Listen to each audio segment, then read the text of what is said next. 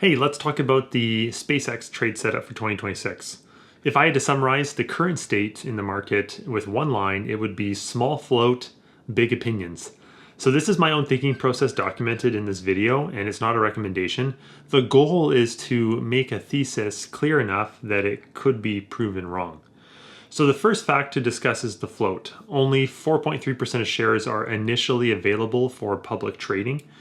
And most stakeholder shares are still locked up and they can't touch them or sell them or do anything. So you can kind of fill in the blanks here. When the available supply is so small, price moves can be exaggerated.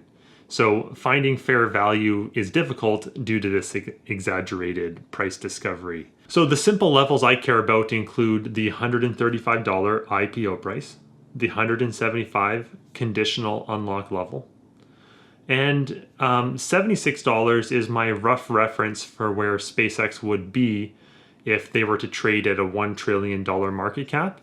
And so that's not a price target. It's just a level to reference when you're thinking about like what would happen if the valuation got compressed. So the unlock schedule includes a 20% unlock after the first quarterly earnings report. And this could increase up to 30%.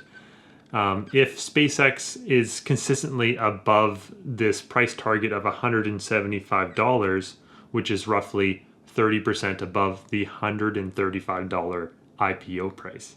So there are more staged unlocks after this initial one in August, and more supply becomes tradable through August to December 2026.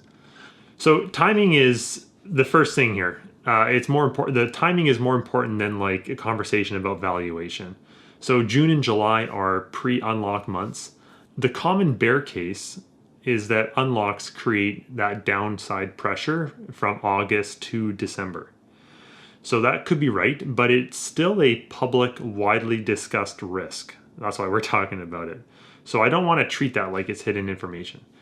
So it's not a clean, short thesis. SpaceX has already announced an acquisition, and they issued some debt publicly since the IPO date.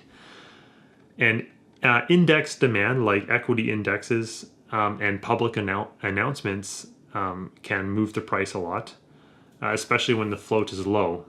So many public comments online frame SpaceX as expensive or overvalued. And maybe that's completely fair. But expensive alone is not a free short trade. So for my personal account, the only thing that makes sense is small tactical exposure during extreme price moves. And mostly, I mean, you'll see a lot over time, I do favor mean reversion in my own system.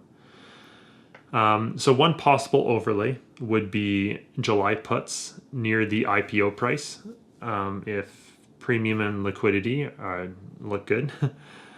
And then reducing or neutralizing positive delta as we approach the $175 area. Above that level could put on a bearish trade expression, but it would need to still be small and defined. So this all has to be revised again as the second quarterly earnings date approaches and during like the first 10 days of August. So the short-term risks are headline risk and crowd momentum, and the fact that the unlock schedule is already public and everyone kind of already knows. So a break below $135 would change the setup for me and make the lower market cap reference more relevant. Holding above the $175 area throughout August, or even like just around that price around August, would challenge the bearish supply pressure view. So, and overall, positive announcements could change the whole thesis if there's like some crazy business deal, or who knows what these people are going to get up to. So the sources used for the factual claims here in this little presentation came from, well, primarily I was using Codex for research, and I go through like 2 or 3 stages of where I edit it, I give it back to Codex, I edit it, type of thing. but we use Business Insider, Barron's, Investopedia, and MarketWatch. I may hold or trade positions mentioned. Options in general involve risk and may be unsuitable for many people. And this is my own personal portfolio process, not investment advice. There's nothing about client results here, and this is not a recommendation. Bye.